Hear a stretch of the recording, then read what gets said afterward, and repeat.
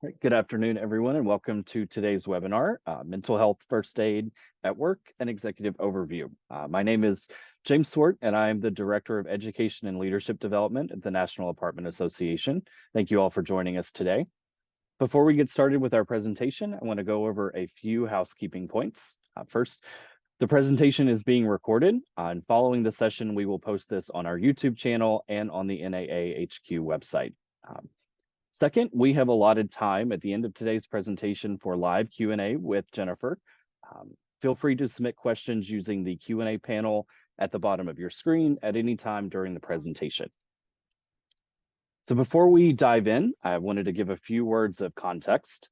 This webinar represents the culmination of 2 years of work from NAA's Mental Health Subcommittee. This small group was formed in 2021 under the leadership of then Chair John Sons. It started out with just 5 members and has grown to more than 13 today. 11 of those 13 members are at the vice president level or above.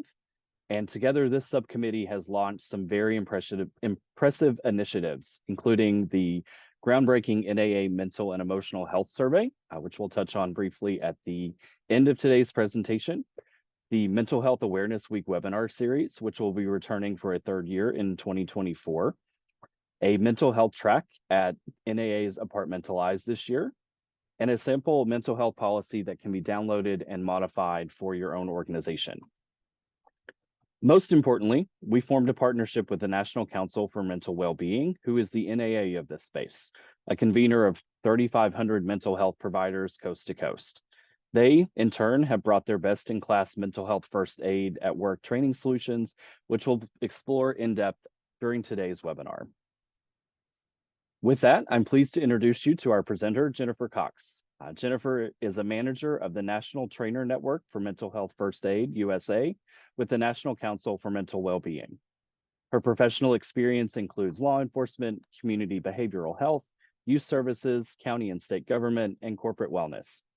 Currently, Jen oversees the team of national instructors for the MHFA at Work program, designs curricula, and facilitates specialized educational opportunities across the globe. She earned her dual Bachelor of Science degrees from Bowling Green State University and her master's degree from Columbia College, Chicago. Jen, over to you. Thank you so much, James, and welcome everyone.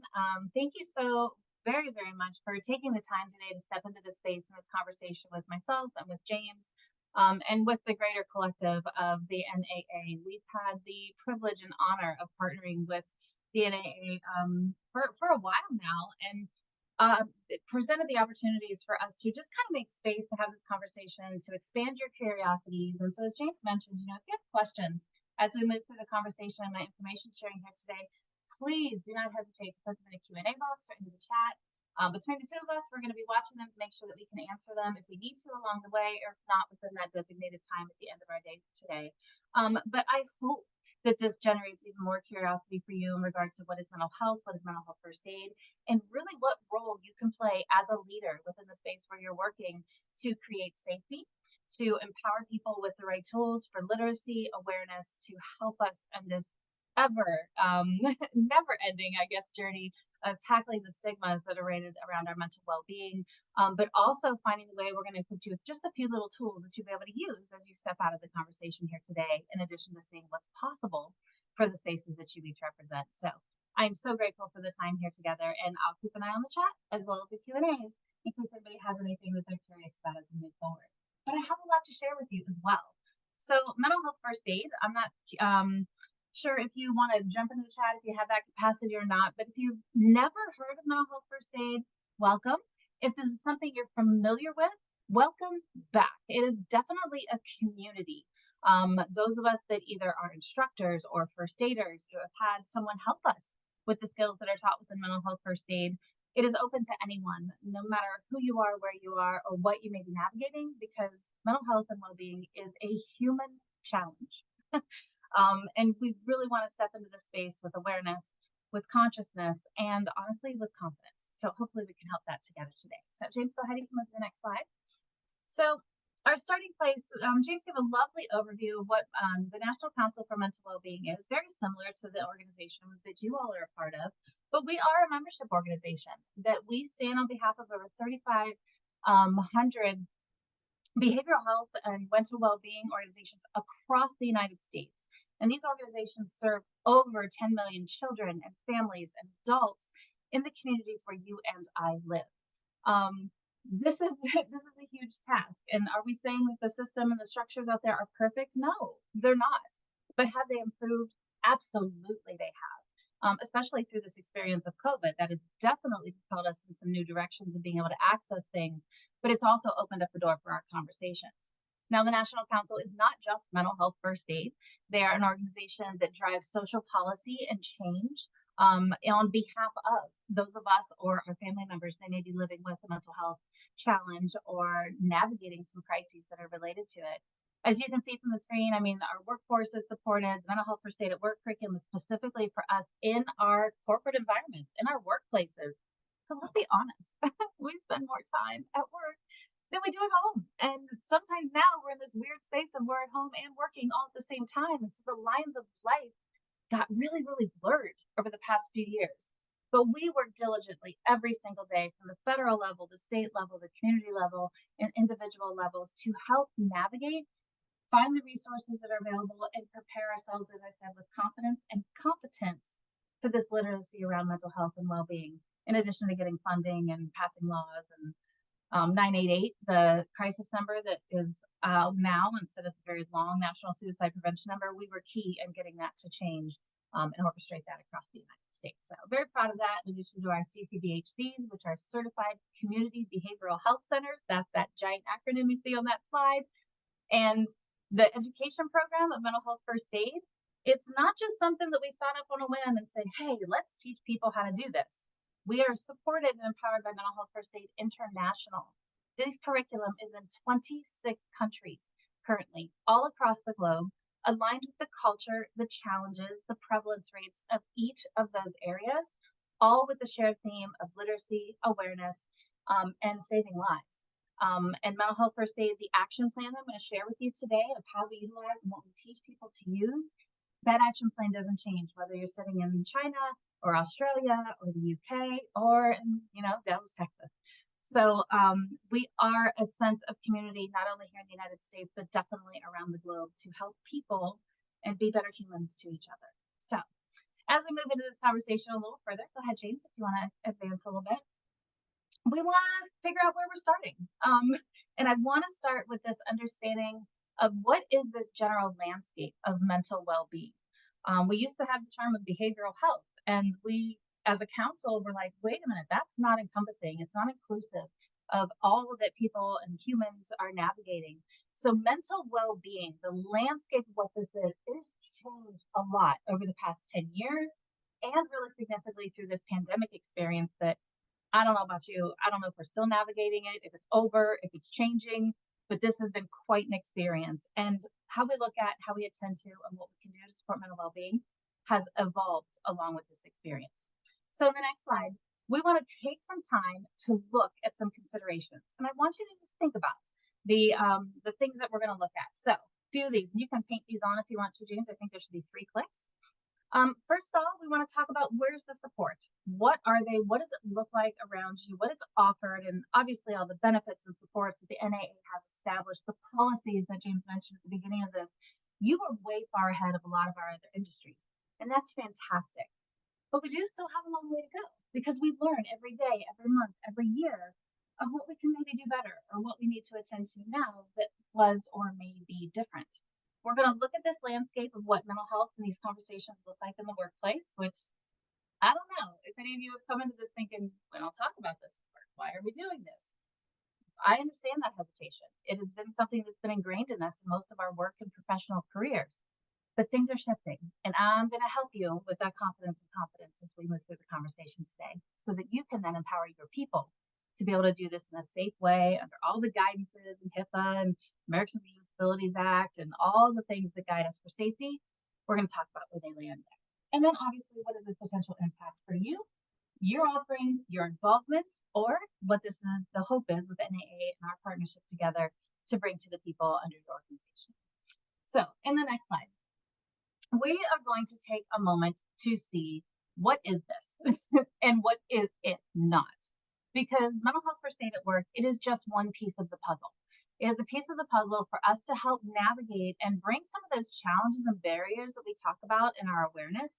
I've mentioned before, increasing our capacity and our skills, but it's also about increasing our capacity for resilience. And that's a really, really important word. Resilience.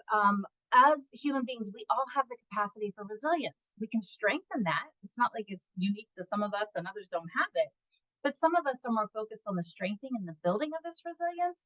And we believe with mental health first aid, especially with this work product, that increasing the literacy and the skill comprehension and application, it's not just knowing what they are, but actually doing and putting it into practice, can really equip us to be better capable of responding when life gives us challenges. Challenges of how we live, how we exist, how we engage, and how we work with one another. So let's step into the conversation about what it is and what it isn't. Go ahead, you can move forward. So mental health first aid at work. Those of you that have heard of mental health first aid, we deliver mental health first aid in our community settings all across the United States, and as I mentioned, in 26 other countries, with each related country's proprietary owns there. What mental health first aid at work is, and we'll see the definition, but it really teaches us in the workplace, regardless of you're completely in person, you're hybrid, you're virtual, you're remote first, which strangely we are now. But how do we do this within the work confines and supports? So it's not all barriers of how do we notice, really, how do we identify what we're seeing? So we see it first, we identify it, then how do we understand it? And then how do we respond? So I said a few key words. Resiliency is a really big thing with mental health first aid. But this identification, understanding, and response. If you remember 3 things from today, take those 3 things. Well, 4 if you have the resiliency in. But it's about responding instead of reacting. And how do we do that? We do that with the literacy and the competency and the confidence that I talked about earlier, to say, what are these signs and symptoms? What are the things that are going to come up and grab our attention? And then how do we then guide the people to what's most appropriate? That is the first thing I want to clarify. With mental health first aid, whether it's adult, youth, corporate, higher ed, first responder, it doesn't matter. None of this program is teaching anyone to be a counselor. Okay, so if there was hesitation of like, oh, I don't know if I want my people going into this space, we don't teach people to be the counselors, the therapists, the psychiatrists. There are professionals to do that. But what mental health first aid does, especially at work, is that we are the conduits of care. We're the link between the now and the next. And we learn how to notice, to identify and understand so that we can respond in a way that is most beneficial for the resiliency of the person we're responding to. And that includes how I go into what supports are available within my workplace or in the community, and sometimes in a combination of both. But nobody goes through this training and gets licensed to be a certified counselor. I'm a licensed certified counselor. It took me a long time, a lot of graduate school, and lots of testing to be able to go through that. That's not what this course is. It's for human beings to be better humans, to be the conduit of care between the now and the next. And it's to help us with our response, to help ourselves and others through resiliency. Sounds pretty simple, right? And hopefully that took away a little anxiety or any concerns if anybody thought, oh my gosh, how deep does this go? What liability will we have? That is not even a consideration in this. It's just like, I know most of you are trained in CPR and first aid, right? You're protected by good Samaritan health laws in each state, what have you. The exact same is true for those of us that are first aiders. Okay, so moving on. With mental health first aid at work, there's a few things that I want to share with you into the data as to why. I've been a part of the program since 2013 as a youth instructor and an adult instructor. And then our corporate program was introduced in 2014.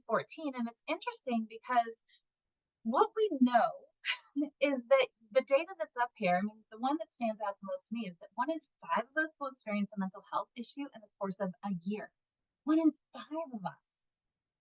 It's actually looking through this COVID experience, we're watching to see when we can change the data officially, but it's leaning a little bit more to 1 in 3. That's a lot of us. That's so human. It's not those people anymore. It's you and I. It's our coworkers. It's our supervisors.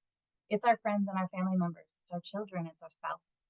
So I just want to recognize the humanness of the conversation while we talk about the humanness and the power and the skills that we have to be responsible. Unfortunately, see the number up there as well as that over 130 people die by every day by suicide. We believe that these conversations can decrease, if not eliminate, those causes of death by suicide. I don't think any one person. We need to keep working so that we can keep that from happening. And we have seen an impact in this, but our corporate workplaces are a very delicate place. We actually have higher suicide rates in our workplaces than the general community does. And I'm sure many of you can understand because of the sense of pressure and stress and burnout and lack of resources and pressure to perform. And I could go on and on and on about the pressures of working. But there's also safety in our jobs, knowing that if I'm not there, work could continue, or for many, many other reasons. Suicide rates are high. We believe that we can have an impact on that, and we can save many lives by bravely stepping into this conversation space. You can see the rest of the data up there that, about 10% of us feel like our workplace is doing enough. Some are doing more than others. The fact that conversations are happening in our different industries is beautiful. And I hope that that only continues to grow for each one of us. So this building of identifying things, understanding, and then being able to respond with the skills that are taught and practiced, that's what mental health first aid is here to do, right? So let's take this training a little bit further and see what this is all about. So James, let's move to the next one.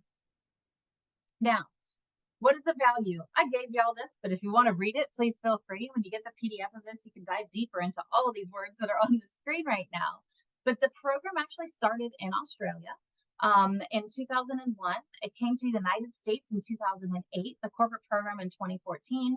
And it is now, as I mentioned, in 26 countries around the globe. It is evidence-based. It is a fidelity-based practice. So how I teach it in Ohio is the same way it's being taught in California or Tennessee or Florida. And that is intentional. The evidence that we know of how to do these conversations, the skills that need to be taught, and the practice and through scenario work and conversation, we know that it works and we know that it saves lives. So it is tried and true, and it's something you can depend upon. It's not something that, this girl Jen just decided to do. Okay. The global community, you can there, and I say we need to update it, 24 countries. That has changed. We're now at 26. And we do have organizational support across the globe, across industries, and we are there to be part of this conversation with you. So, moving on. All right, so what in the world is this mental health first aid? You've heard me throw a lot of things out. Words like resilience, identify, understand, respond, action plans. When I talk about the action plan in mental health first aid, this is key to every single one of the curriculums, all right? This is what we call the algae action plan. Now, it's not the algae in your fish tank or the pond in your beautiful garden in your yard. It is the mnemonic that we teach throughout the courses to help people understand how can I best respond to a situation. Now, you're going to notice that the mnemonic right here is actually in a circle. And that might look a little strange because most of us, especially leaders, we kind of want the 1, 2, 3 process, right? We want to know I do this first, I do this second. Well, unfortunately, with things related to mental health, it's not always as clear as do first, second, and third.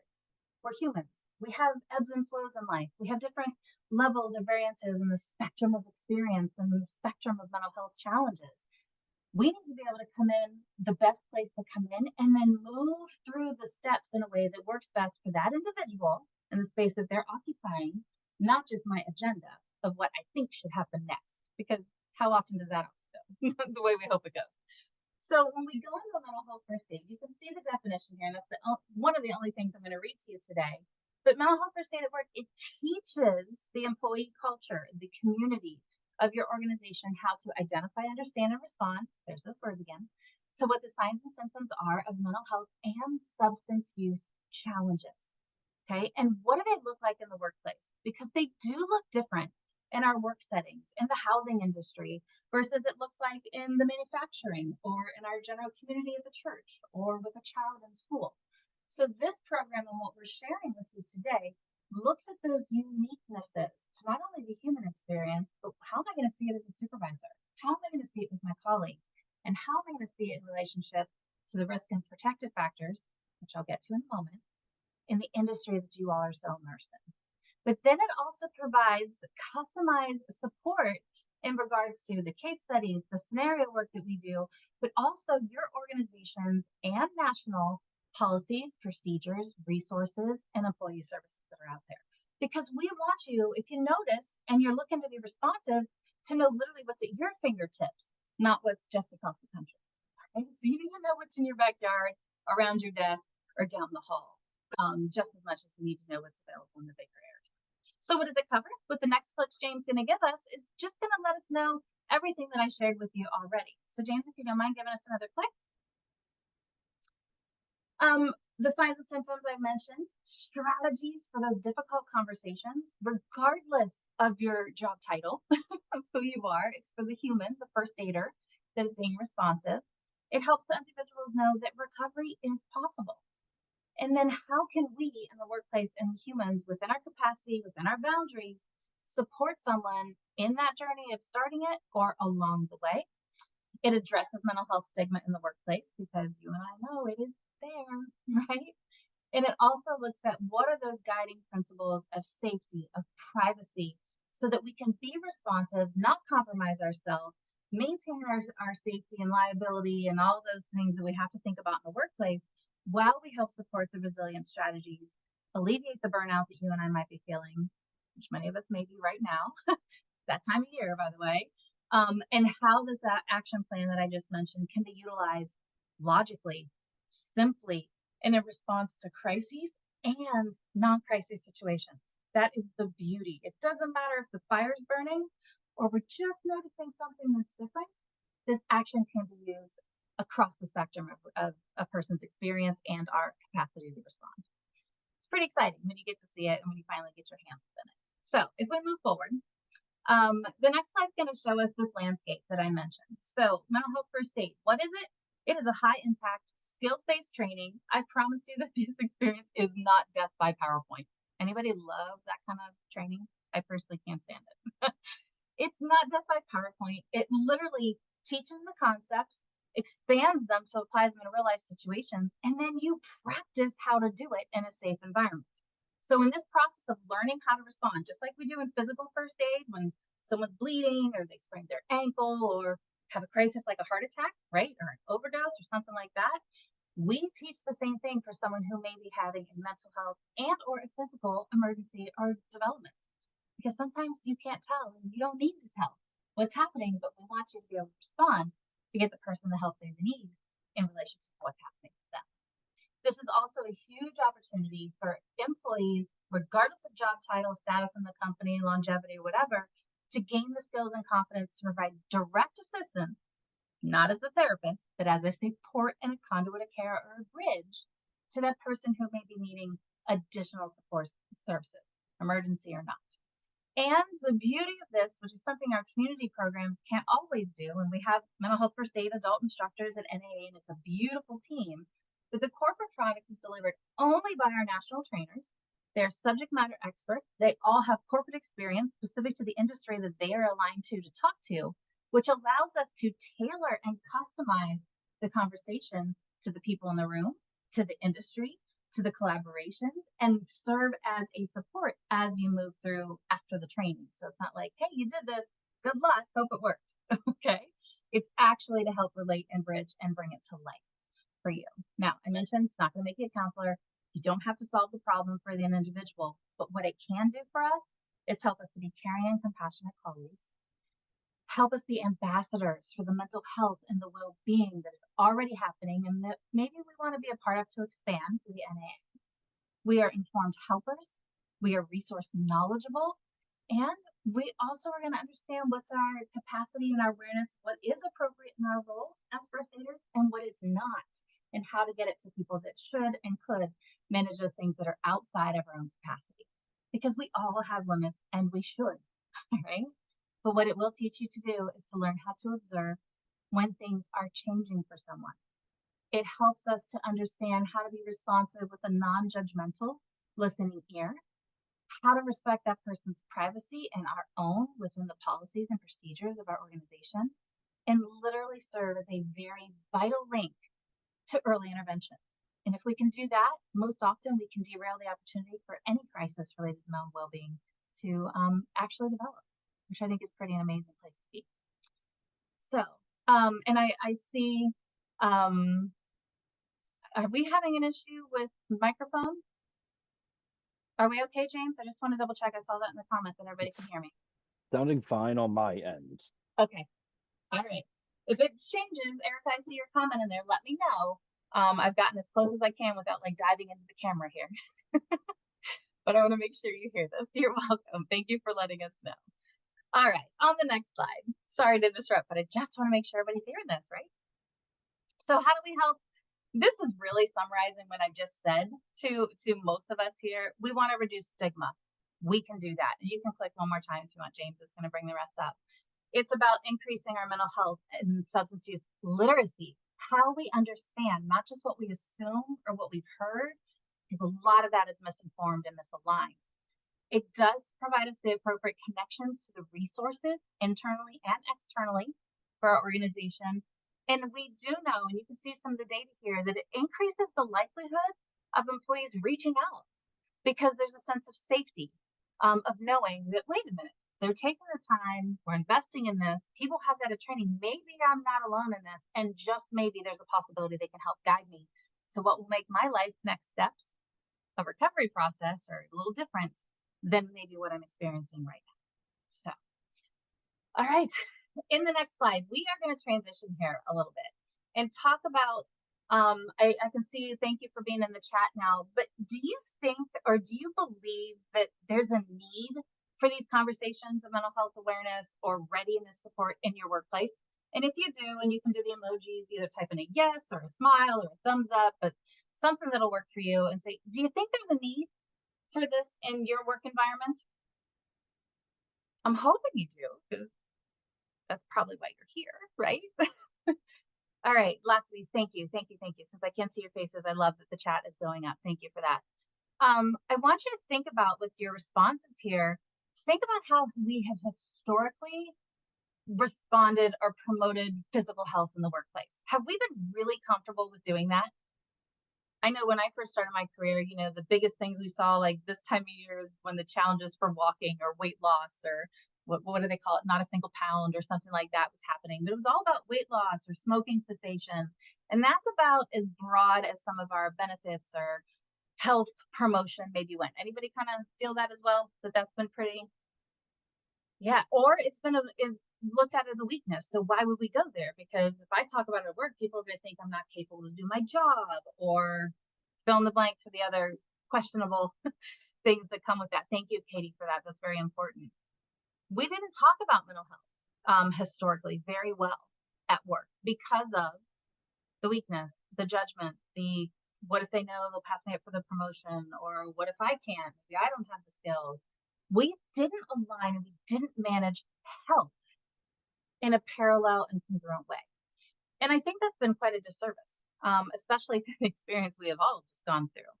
What we know, what we have learned, and what we know for sure is that an awareness, and a strong awareness in mental health, actually enables our employees, our people, right, our colleagues, our coworkers, to better navigate and to cope with the work and life stressors. They're there, they're going to exist whether we attend to them or not. I remember an employer told us once, you leave your personal life at the door and you come here to work. All right, sounds great. But what's the reality of that actually happening?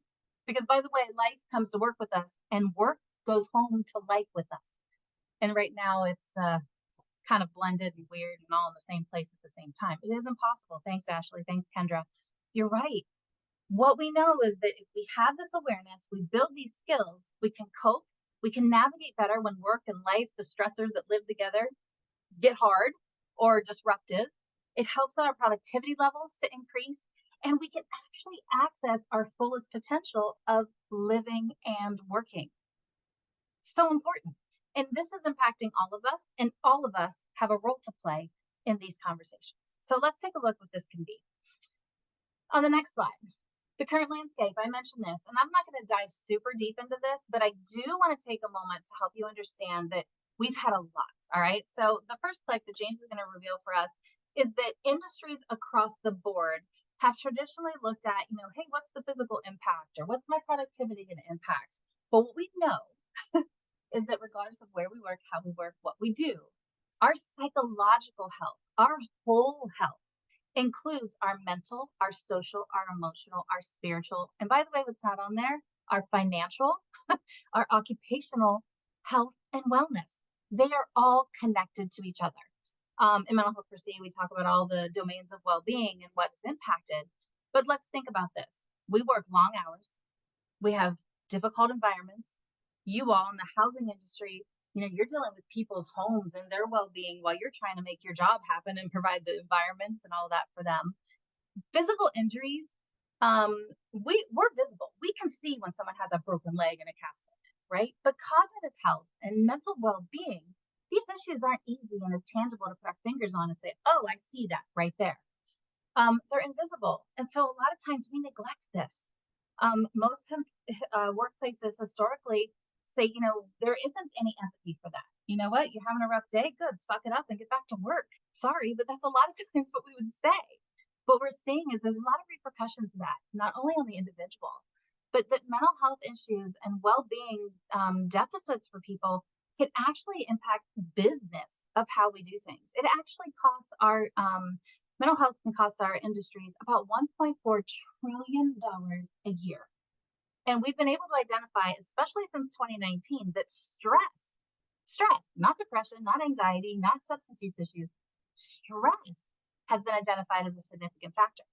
And the anxiety that comes with the stress that is the diagnosable condition of when the stress expands, another discussion, but it impacts our physical health, our emotional health, our financial health, our spiritual health, all the things we just talked about, and our productivity in our workplace. So I don't know if there's anyone on here that doesn't have stress in their life. Please interrupt me. You can take over the conversation today, but stress is there. It has different impacts on each one of us. And this is where it's important. So the next talking point that we have here is that we have to come to grips. Stigma is real. It hinders us. It really puts barriers up, not only for the people that are wanting or needing or could benefit support, but for those of us that step in because we're like, I don't know what to do here. What is this? Please understand that a person's mental health, their social, emotional, spiritual, psychological, financial, it's more than just a mood or something that you snap out of. It can impact everything that we do, from how we see the world around us, to how we manage stressful situations, to whether or not we get support or recognize we need support. And typically, someone who's living and navigating a mental health challenge or wellness deficit, it impacts how we sleep, our productivity, our sense of belonging. These are really key things for us as humans and especially as professionals. And in worst case scenarios, the accumulation of all this can lead to things such as suicide, which I mentioned before, and self-harm, which I'm sure none of us on this call today want to see that happen for any of us. So poor mental health, it can manifest in ways. Stigma can create barriers. And sometimes it's hard to look at this. And sometimes the risk factors, we wonder why one person experiences something differently than another. Mental well-being, especially through what we've all just been through with the isolation, the trauma, the loneliness, the uncertainty, and the, hey, just keep plugging away because we need to, there's no other choice, and what risks or what struggles that might have created for some of us. Some of us treat ourselves. Some of us have never even seen, hey, there's any reason to get help. But then we just kind of sometimes keep digging our hole or our path deeper into the ground and make it harder.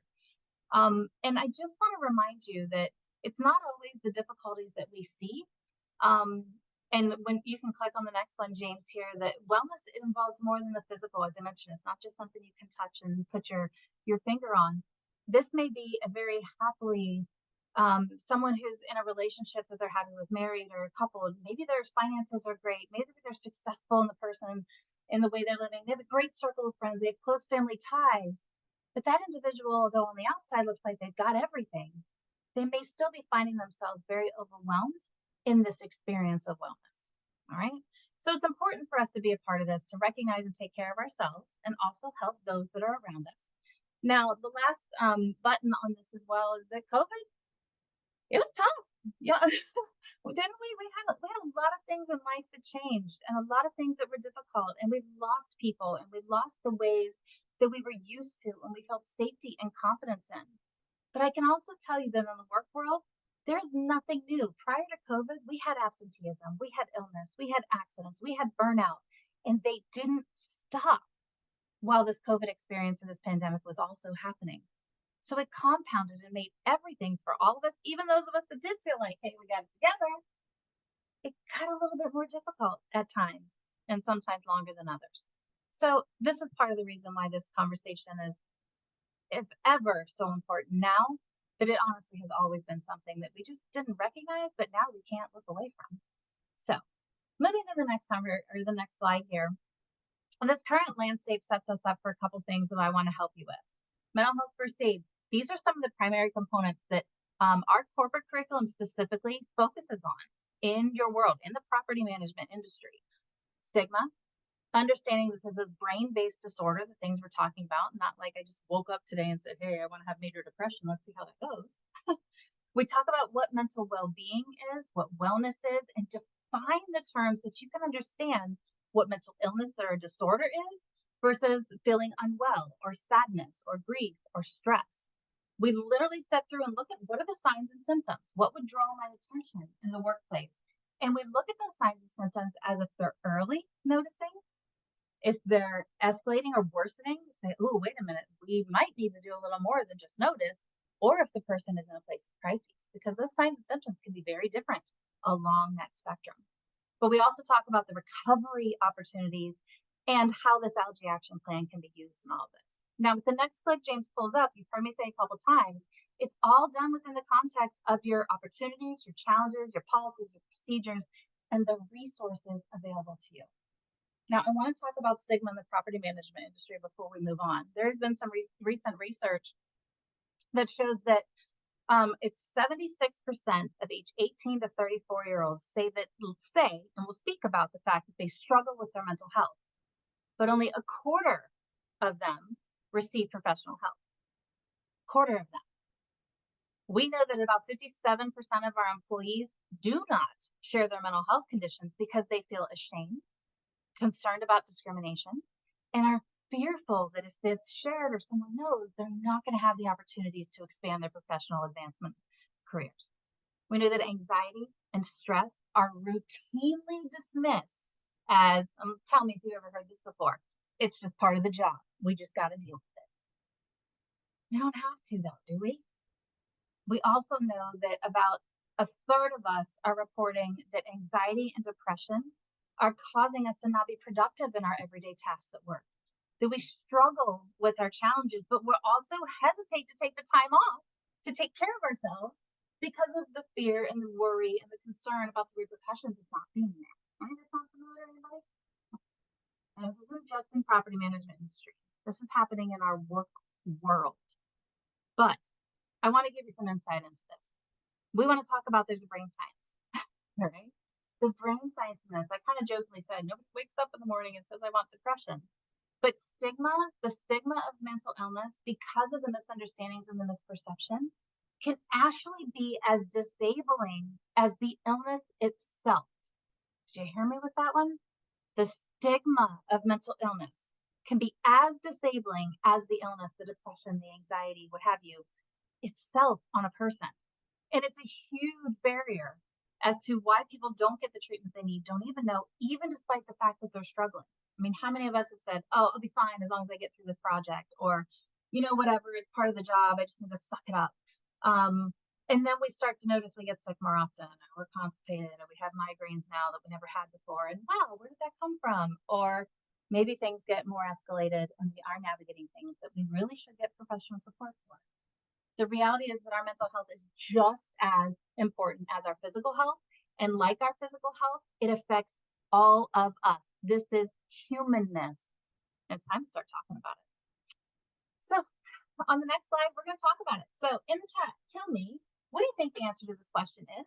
If there's 25 adults of us in the room, and we have triple that here today, how many do you think, and if you paid attention, you know this, how many do you think will have a diagnosable condition of mental health challenge in the course of every year? So 1 in 10, 1 in 5, or 1 in 20? So you can throw it in the chat if you want to.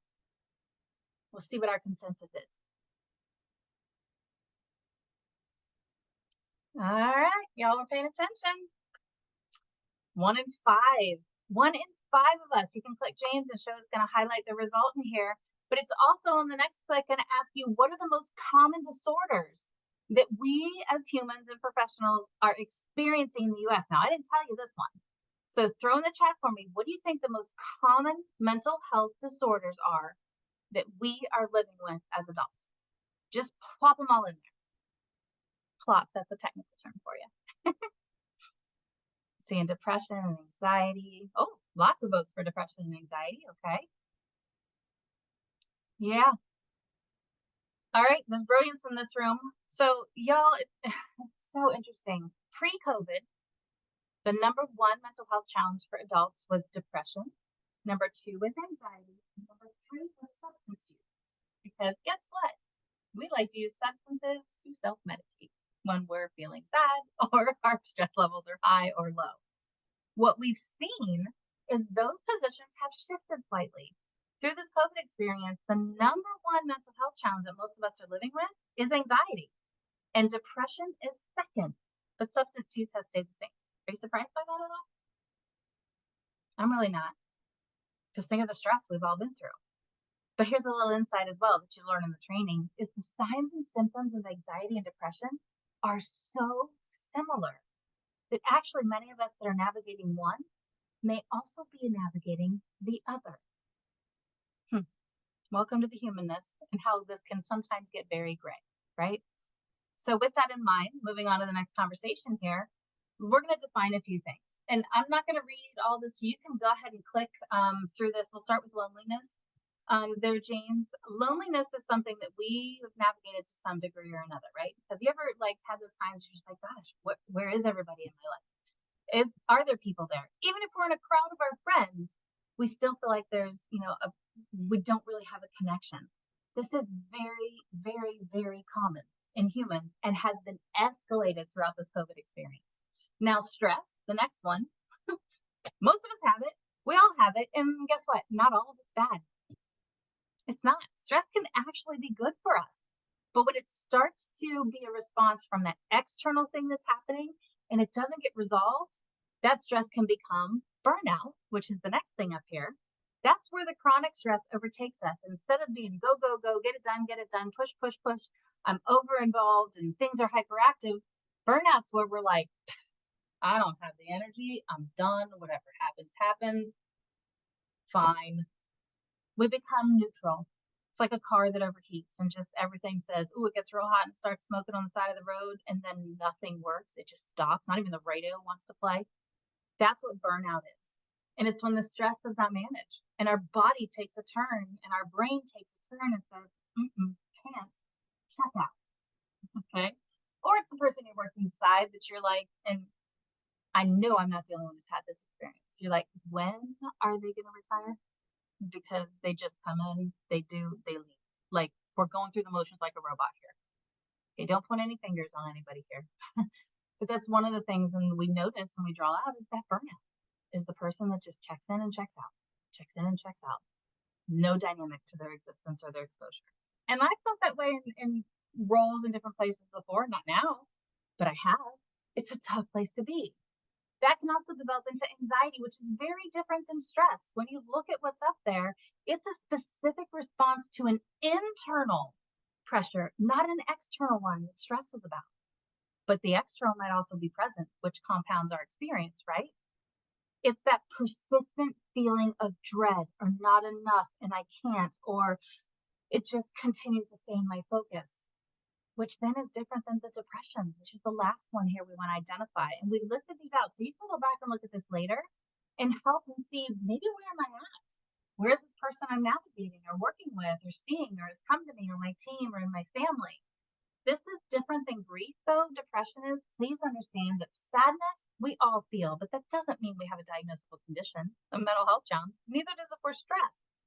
But when it starts to impact our capacity to engage in life, to go to work, to take care of our daily activities, like paying bills and taking showers and feeding our kids, and then it challenges our relationships, that's when the grief, the sadness can be something like depression, which can then become a diagnosable condition. It's when that impact is there, All right. And that's what mental health first aid is going to teach us. The difference between these, what does it look like with my coworkers and my employees? And what do we do about it?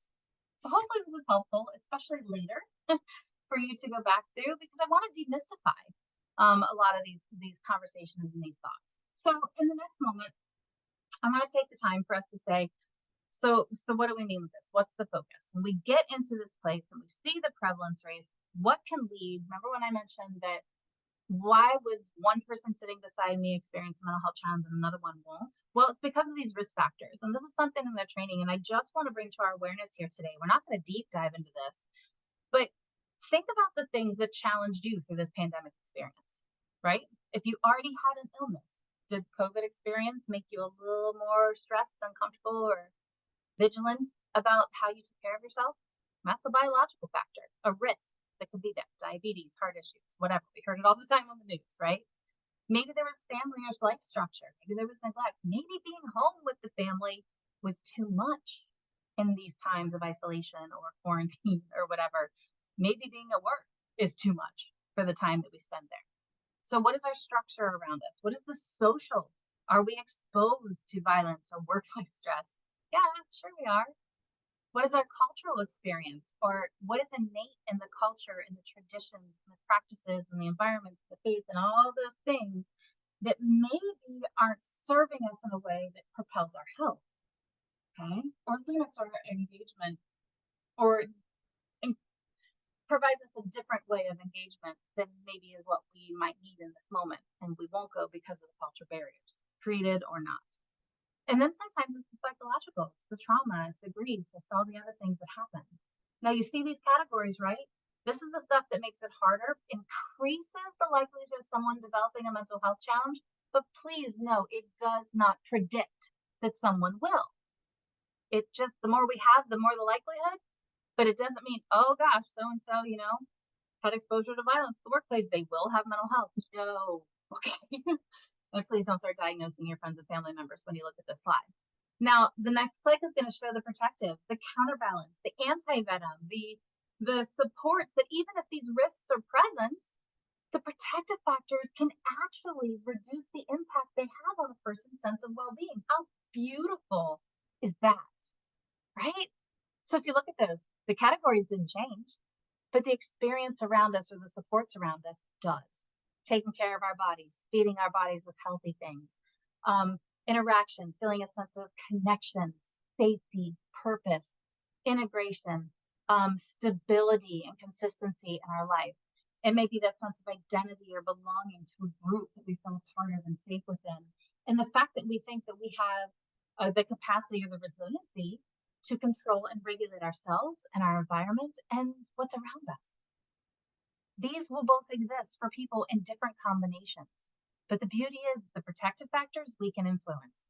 The risk factors we may not always have the capacity to, but the ones that we can, the protective, can really propel someone to this recovery, including ourselves, everybody, okay? And to not have to navigate as rough of a journey or even a rough journey as maybe if the risk factors were only as productive. So it's pretty fascinating stuff here.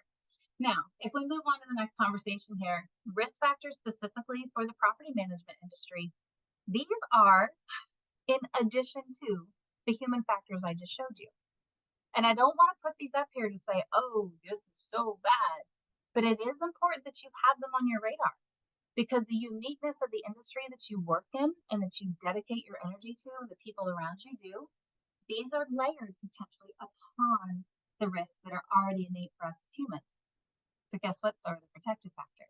And if you click on the next one, Jane, you're going to see that there's so many good things about what you get to do in this industry and in this job that are the counterbalance to when the rough things are happening. So good side and maybe not so good side. Predictors, no. Potential, yes. And that's hugely important as you move through this conversation of well-being. All right. And again, you're going to have these to go back to. Feel free to deep dive into some of the points there. In the next phase, I want to give you some time to look at what are signs and symptoms that we'll address, that might come up for you. And again, you're going to have time to look through these, but I do want to highlight a few. It may be behavioral. There may be physical changes. The one that in professionals in our work environment that we notice the most is when people look different when they come into the workspace. Now, I'm not saying be judgy. I'm not saying like, oh, why are you wearing those shoes today? You can tell when someone's energy or sense of well-being or life is different when they walk in, can't you? Have you ever looked at your friends and coworkers and you're like, wow, what is going on today? I can just see it in your face. Like the energy has dropped from you. But you can also see when it's really high too. And sometimes even that's like jarring, like, whoa, what is all this? What's going on here? Pay attention to that. Because as employees and coworkers and supervisors, that is the one thing that often we see and we're like, oh, wow, what is that? But we don't pay attention to. And I'm not saying judge, but notice. But then the more things we see, just like when I talked about risk, the more they may be a concern. So as you scan through the behavioral things, like behavior is changing, participation is different, maybe their timeliness, they're usually the on the dot person always, and now they're wandering in whenever they get there. And you're like, whoa, what's going on with Jen? This is different. Pay attention to the things that draw your attention, and the more that you see, the more likelihood that a person may need a supportive response. They may not. And they might be like, yeah, James, I'm good, but thanks for noticing. But they might also say, yeah, this is really something for me right now. What do you think is possible for me? And then we can be responsive with resources, supports, all the things that are there. So this is what helps us respond. But first, we got to notice. So please take the time after this time together and go back and look through these signs and symptoms. And if you notice this with anyone that you're concerned about, maybe that's going to be the time for us to step in and get the support that you have around. So moving into the last few moments of our time together, I want to stress a couple things. There are solutions out there to help you. Fidelity-based, evidence-based, conversations that are guided and supported. We know the data supports. It's about the resiliency, the identification. It's about the energy, the connection, the inclusion. And as leaders, we never know if we're going to need this in the future or someone that we're responsible for and guiding or that we care about in our workplaces and, by the way, our lives may need this. So it's so important for us to model what we learn in these conversations, even from what we have in our time here together today. We have the capacity to adapt, but sometimes we need support to make that happen along the way. So on the next slide, we're gonna step into what is available for you. You know, there are challenges and there are experiences that if we had time, we could probably spend the next hour with each one of you saying, hey, this has happened and I don't know if I did it the right way. Or this happened and it was really efficient. We can learn from it. That is huge. And that's going to happen in these mental health first aid conversations. But we want to see and acknowledge that challenges are going to exist. I wish we could wipe them off the plate. But the more we understand them and the more we know about the resources, the more we can be responsive. So in the next slide, what can you do? Moving on with today, even with the conversation, educate yourself. Listen to what's happening around you. Model your own sense of wellness and be transparent to the point, you know what, today's a tough day for me. It was horrible driving in. Or, man, we had a rough night with the baby or the mother-in-law that I'm taking care of. It's all right to share that. It's not too much disclosure. It's acknowledging your humanness. And what that does is it creates safety for others to say, hey, I might not be in my best capacity today, but this I know will help me, or can you find something that will help guide me in a new direction? So be personal and with your own professional boundaries, right? I'm not saying kumbaya and therapy session. That's not what I'm talking about here. But encourage that sharing to a degree of humanness, okay? The humanness doesn't have to be details, but humanness. Encourage a positive work-life balance. It's hard, and I know we speak it, but are we living it? Engage your people in ways that they feel comfortable engaging in. And maybe we need to find different accommodations or ways of accessing care or whatever so that people feel like they can do what they need to do in their job, but also be the best that they can be for that whole show up as your best self thing that we think about. But how can we actually bring that to life in our individual work and work practices? And these opportunities and educational things can help us. So as a leader, the next slide is going to give you some tips and tricks and some supports that you can bring some of this conversation on your own, with or without the training. All right. Temperature check your teams.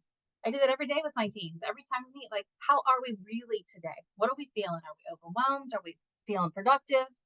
What's the combination? And do a quick little check-in and share your own. Okay. Be human too. All right. Think about the coping strategies expand your own awareness. If you get a chance to go to the One Mental Health First Aid certification trainings, do it. If you've already done the community and you want it to be at work, do it. You can only improve yourself and the culture and the capacity if you open yourself to those opportunities. And identify, who are the people in your network? Who are the people in your organization that are point people that you can guide others to, or you can utilize yourself. And one thing I don't think is on here, but look at your resources you already have, and don't just know what the website is, but literally go and use them. So I can say, James, you know what? I tried this for A, B, or C challenge that I was working with. It was a little difficult, but I can pull up the website and sit with you and help you navigate it. Do you want to do that? Right? At least be exposed to yourself. Okay. Now, the next slide is going to talk and go through those in the time we have after this. Know that we are supporting in these conversations boundaries, policy, procedures, best practices, ethics, right? The code of ethics and the code of conduct that we really support. We aren't encouraging anybody to diagnose or treat themselves. That's not our job, but we need to know how we can get people, if they need that, to the places that can support them. We support HIPAA, PII, Americans with Disabilities Act. The list goes on and on with the backing and the supports and the safeties that are available to us. But understand in this role as a first aider, and I love it if people want to become certified, yes, yes, yes, please join us in this family. Please also remember to respect and honor not only yourself and your experience, because you will ebb and flow too, but please respect the space, the cultural space, the personal space that the individuals around you are occupying, and the lenses that they may be experiencing through, because they may have a different set of glasses on to see their life that you may. All right. So in the next few, just to wrap up things, I'm going to pass it to James, and then any questions I know that we have up here. I've listed out the roles of what's expected of someone when they become a first aider. They're a point of contact, but they're not the fixer. But as leaders, it's important for us to remember this and to know this as we step in and we say, hey, bring this to my organization. I want this to happen. The next slide talks about there's all different kinds of ways that we can serve you and help you. We can give you examples of what this looks like with other property management industries or whatever, to see what is the possibility and how we can do this. That's our job when we connect with you. That's why the NAA and the National Council of Mental Health First Aid are partnering. And know in the next slide, there's a multitude of things, all the way from certification to just intro and awareness, just like you do your standard precautions training every year. You can do mental health first aid as basic awareness as well. So don't let not knowing be a barrier, because the connections that we have right now with NAA and us, if we can't figure it out for you, we're going to help find something that can. And that's so beautiful for us to be able to have that partnership to move all of us forward in a better way. So I think we have one more slide, James, and then we're done. And if there's any questions that I need to address, oh, this is the outcome stuff. Let's just tell you, I know I've been a part of the program since it started. I am one of the curriculum writers, designers, and researchers. I know it works. I know we've saved lives. We see every day of people telling us how that has impacted the culture of their employment, their agency environment, and their own personal skills outside of the workplace, just as much as they've done in their positions of leadership or otherwise. We know that we can help you. It's just a matter of what's going to be the best fit and when the timing is right for each one of you. So I don't know if there's any standing questions, James. I think we might have one more slide as a comment back to where we started, y'all. It's the starting place, and would love to see in the last few minutes if you have questions. And know that just because this webinar might be ending in a few minutes, it doesn't mean the conversation is ending. We have lots of opportunities to continue to talk and see where we can help guide you. So James, is there anything else we need to cover? No, I think we are all set, Jen. If anyone has any questions, feel free to pop those in the chat or the Q&A box. And while you're typing those up and thinking about what you want to ask, I want to share just a few resources that NAA offers for our members that are focused on mental health. All of these are available on the NAA website. So that's naahq.org. So first, we've got our reports for the mental and emotional health survey. Like I said at the beginning, this survey has now run 3 years, which provides enough data to uncover underlying trends that we have in the industry. So when you go to our website, you can download a cover paper on the latest survey, I recommend reading that one-page executive summary. You will find that very worth your time. Um, Sharing a few updates from our most recent survey. What we found is that every score has gone down from the year previous's survey. So that suggests that mental health issues among employees in our industry are not getting better, but they're actually trending downward. So 40% of respondents from last year's survey reported having to take time off in the past year due to not feeling emotionally well enough to do their job. 12% of those folks took off 1 year or longer. 25% of respondents were unsure if their company offers resources to help support employee mental health. 28% reported that they are unlikely to remain with their employer in the next 12 months.